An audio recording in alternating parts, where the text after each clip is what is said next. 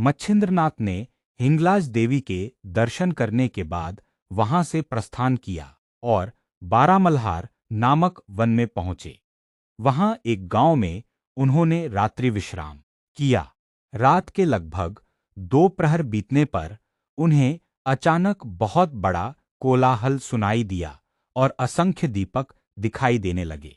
यह देखकर मच्छिंद्रनाथ के मन में विचार आया कि यह अवश्य भूतों की टोली होगी। उन्होंने सोचा कि कोई चमत्कार दिखाकर इन्हें अपने वश में करना चाहिए। तुरंत उन्होंने स्पर्शास्त्र का प्रयोग किया।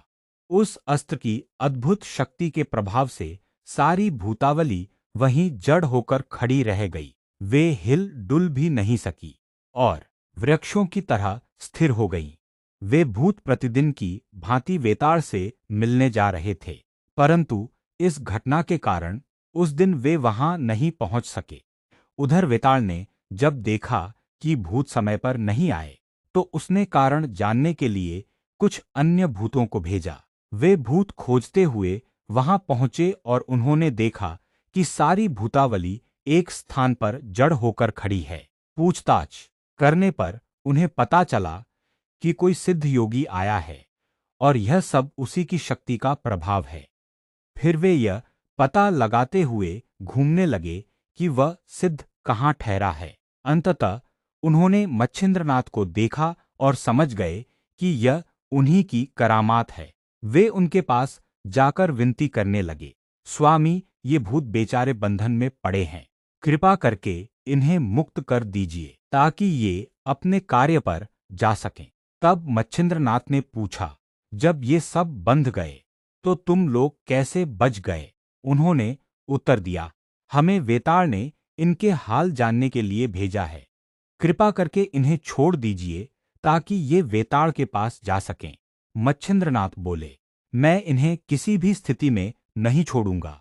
जाकर अपने वेताल से कह दो कि यदि उसमें शक्ति है तो आकर इन्हें छुड़ाए।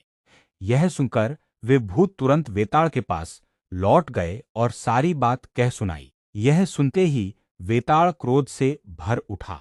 उसने चारों दिशाओं में दूत भेजकर समस्त भूत प्रेत सेना को बुला लिया। सभी भूत आकर वेताल को प्रणाम करने लगे। उसने उन्हें पूरा समाचार बताया और फिर सब अपनी अपनी सेनाओं सहित शर्भतीर पहुंच गए। वहां पहुंचकर उन्होंने भयानक भूत चेष्टाएं आरंभ कर दीं। मच्छिंद्रनाथ यह सब देखकर शांत रहे। फिर उन्होंने मंत्रित भस्म तैयार किया और उनकी शक्ति की परीक्षा लेने के लिए कुछ समय प्रतीक्षा की। बाद में उन्होंने वज्रास्त्र मंत्र से अपने चारों ओर एक रेखा खींच दी और वज्र शक्ति धारण कर ली, जिससे कोई भी भूत उनके पास नहीं आ सका। भूतों के राजाओं ने उन पर वृक्ष और पर्वत फेंके, अनेक अस्त्र शस्त्र चलाए, किंतु मच्छिंद्रनाथ पर उनका कोई प्रभाव नहीं पड़ा।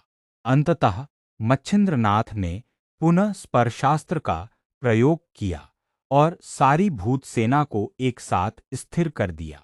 उस समय पिशाचों के 8 नायकों में से झोटिंग, खेलता, बावरा, मंगदा, मुंजा, महिषासुर और धूलोवान, ये 7 भूतनायक अवसर देखकर मच्छिंद्रनाथ के चरण पकड़ने के लिए तैयार थे।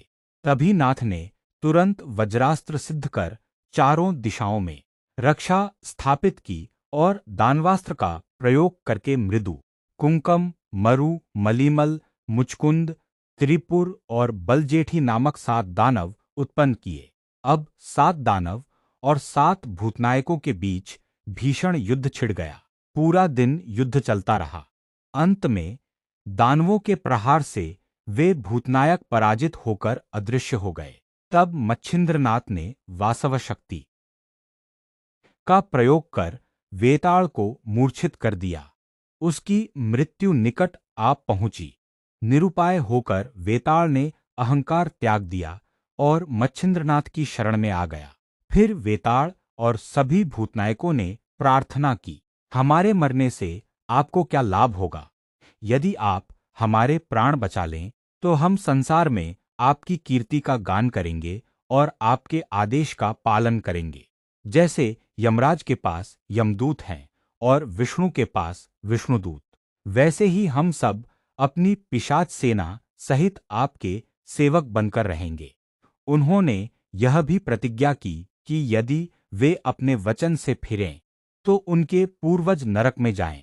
उनकी विनती सुनकर मच्छिंद्रनाथ बोले, मुझे साबरी विद्या में सिद्धि प्राप्त है, इसलिए जिस मंत्र का जो कार्य होगा उसी प्रकार तुम लोगों को व्यवहार करना होगा। मंत्र का जप करने वाले साधक की सहायता करनी होगी ताकि उसका कार्य सिद्ध हो सके। यहाँ तक कि जो केवल मंत्र का उच्चारण करेगा उसका भी मंत्र सफल होना चाहिए। सभी भूतों ने प्रसन्नतापूर्वक यह शर्त स्वीकार कर ली।